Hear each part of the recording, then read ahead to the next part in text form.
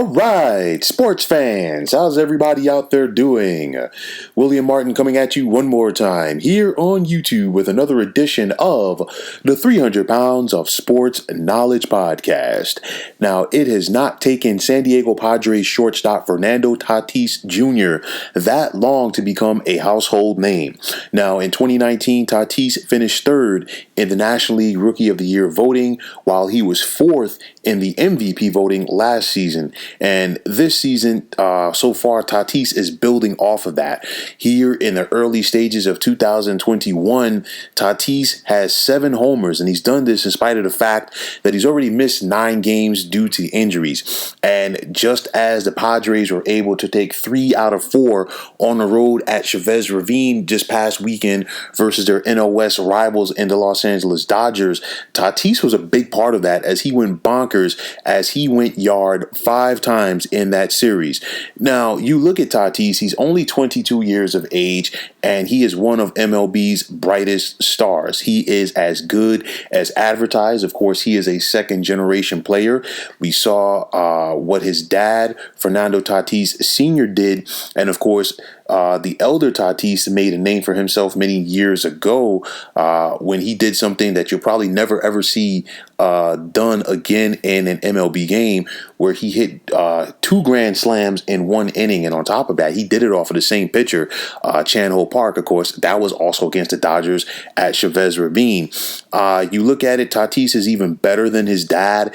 You know, he's more polished as a defender. He's more polished as an all-around hitter, and he definitely brings the power element to the game as well. You look at the Padres, they've already locked up Tatis to a long-term deal throughout 2034. I know that there are some people, myself included, who feel that Tatis Jr. will not, spend that entire contract in a Padres uniform, but make no mistake about it, this guy is the real deal.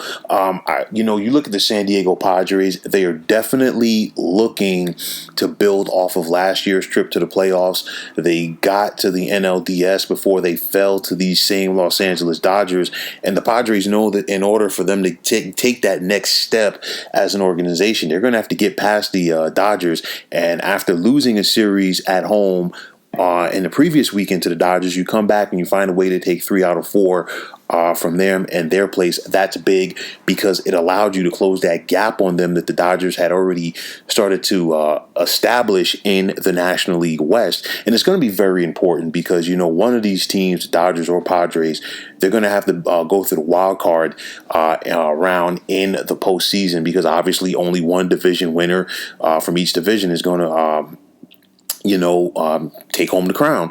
So with that said, it's imperative to win those head-to-head matchups and also take care of your business versus the teams that you're supposed to beat. But for the Padres to do it, you're going to need a lot more of what we've seen so far from Tatis Jr. in the early stages of the season, as well as the other many stars on this club as well.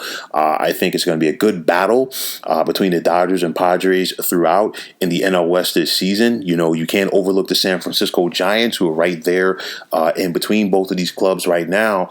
But again, Tatis Jr. is showing that the Padres have star power comparable to what we have seen in recent years from the Dodgers.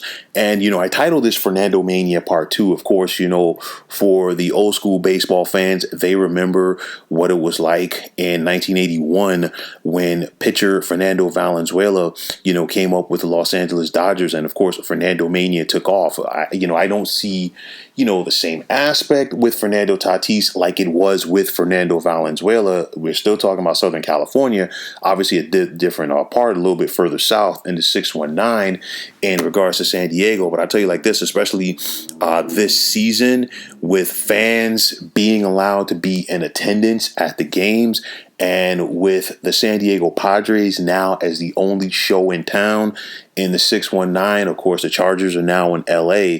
It's a situation where this town really, and I repeat, really wants to get behind this Padres club. Of course, everybody else in the NL West is trying to chase and ultimately surpass the Los Angeles Dodgers. It's been that way for a very long time. The Dodgers have been running the show in this division. Of course, the Padres and Dodgers have a long storied rivalry, which is typically one-sided in favor of the Dodgers. But maybe this is the year that the Padres can't get over that hump. And like I said before, Tatis Jr. is definitely going to have to be a big part of that. We saw what the Padres did last year with the home run ball. Of course, they were called Slam Diego, and I think they're going to build off of that. And of course, Tatis Jr. is once again going to be in that MVP mix, and maybe this is the year that he puts it all together and gets it done. But it's a strong start for Tatis Jr. The Padres are starting to get their rhythm going as they look to make some hay in the National League West with the Dodgers. But you know what? It's only April and we've still got plenty of good baseball to look forward to. So folks, that's going to wrap it up. And as always, I want to take this time out to thank you for tuning into the 300 Pounds of Sports Knowledge podcast here on YouTube. I want to take this time out to thank all of you fine folks out there for tuning in. And if you have not already, please feel free to subscribe to this channel. Now, if you're on Twitter, please feel free to follow me at 300 Pounds of Sports. And like I always say, if you follow me, it'll be my pleasure to follow you right back. There's also the sports discussion group on Facebook at the Sports Depot 365. You can check it out. Drop a line and be a part of one of the better sports debating sites going on social media. So once again, fine folks, my name is William Martin. Take care and have yourselves a wonderful day.